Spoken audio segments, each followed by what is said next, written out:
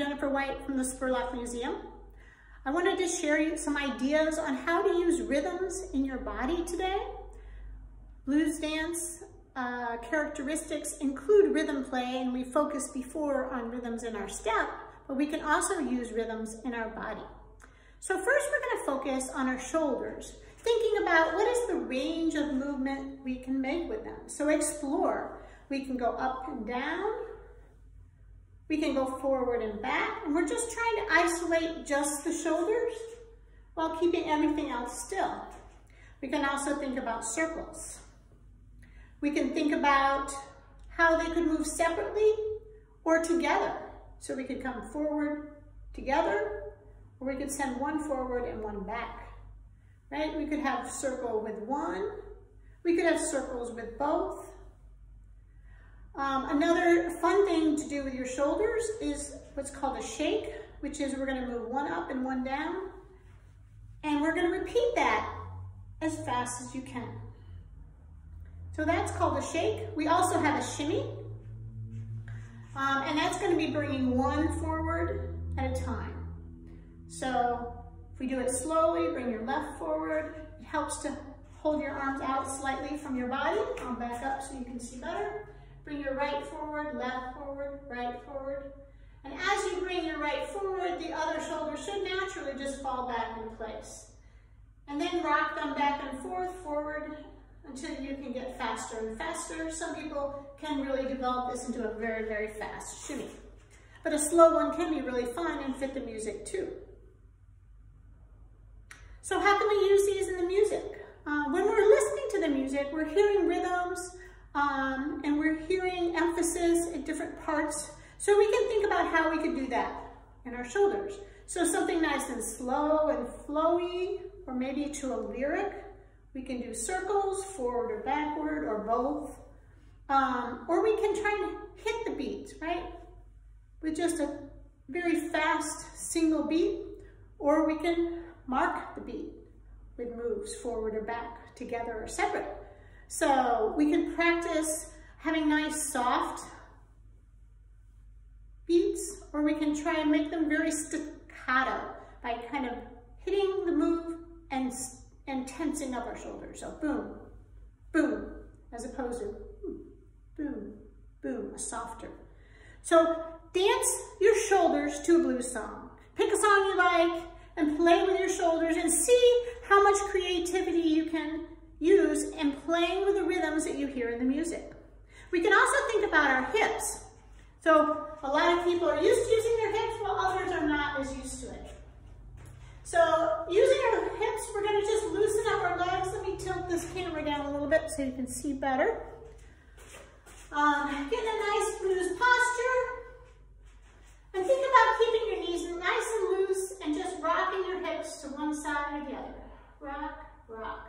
So I'm thinking of crunching up and rocking to the side, crunching up. My legs are just following that. Rock, rock. Right? So we can use this side to side to mark the rhythm or to add an emphasis.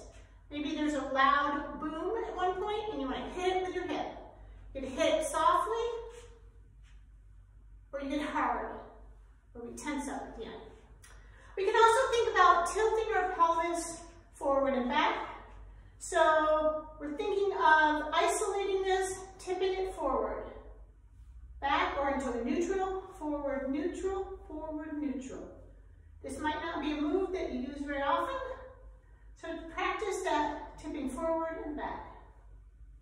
And sending it back, we're just going to send it down. We're not trying to arch and overextend that. So to make hip circles, we can practice doing this forward tilt, then sending it to the side, sending it back to the left. Forward, right, back, left. Forward, right, back, left. And then we can just smooth that out, rolling around between each of those positions.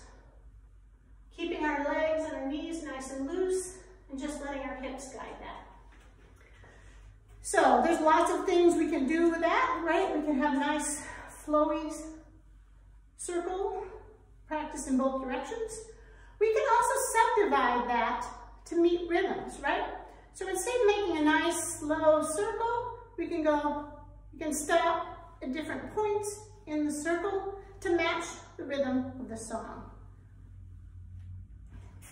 So try playing with your hips, find a song that you like, and dance it out with your hips, seeing how many different ways you can play with rhythm with your hips. And the last body part I'm going to talk about is your rib cage, one that we are not quite as used to using, but we're thinking about isolating the rib cage. Sometimes it helps to touch yourself in your rib cage. And so we'll just start with thinking about as if there was a rope right here from our sternum and it's pulling it out. And we're trying not to move our shoulders or the rest of our body. So this could be a way we can make a nice pop or hit a beat in music. We can also send it out to the side. And when I'm thinking about sending it out to the side, it's a very small motion. You can extend your flexibility by practicing. Sometimes it's nice to think about if you had a counter right here and you were just reaching out to grab something over there. Try not to move any other part of your body, just the rib cage. Try it in the other direction, as if you couldn't move from your hips and the rib cage is going out to the side.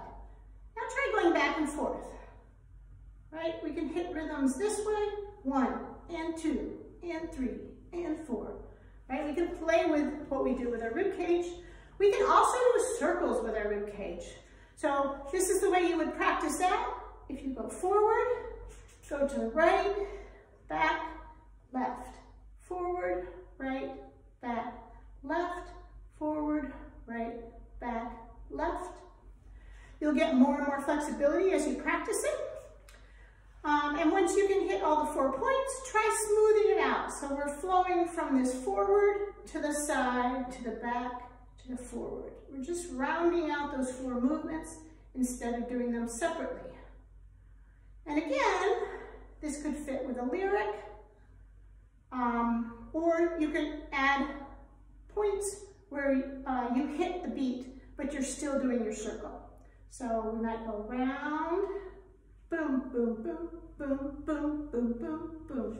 And we can mix it up.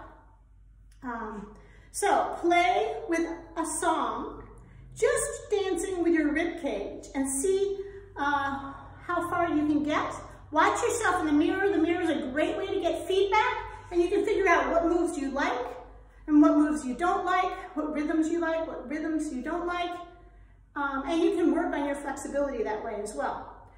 Also explore other body parts, right? We have lots of other body parts. We can use our wrists, we can dance with our ankles, with our knees, with your head. So explore other body parts and see what rhythms you can hear in the music that you can dance to with different parts of your body.